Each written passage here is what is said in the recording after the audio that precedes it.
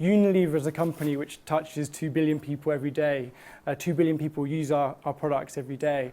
And in order to kind of shift the needle and make a natural crotchet of a difference, a content really needs to have scale and to have significant reach. And so I think in the beginning of the digital revolution, particularly with the idea of engagement, people were spending lots of money creating quite high engaging experiences, particularly on apps, which is almost the paradigm example.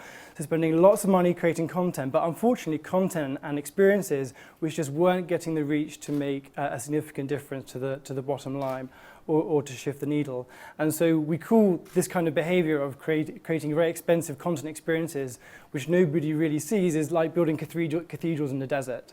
And so what I really want to highlight about the case studies coming up is that we considered the distribution as being as important as the creative development.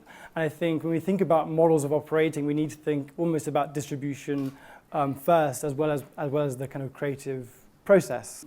I think the most important thing with this, I think, is creative liberation. This is the creative brief which resulted in a very important piece of work that we did last year, and it's as simple as this. This brief resulted in a piece of work called Dove Real Beauty Sketches, which is one of the most viewed pieces of advertising content, if you like, of all time. Of course, we invested in making this piece of content, but we made sure we got the reach behind it.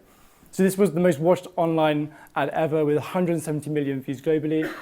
What's really interesting is the relationship between the seeding and the PR effort that went into this and the kind of paid media, if you like. Because we got 4.6 billion media impressions, which are kind of things like TV impressions and press impressions. And by having such a good PR setup, it reduced the cost of our media.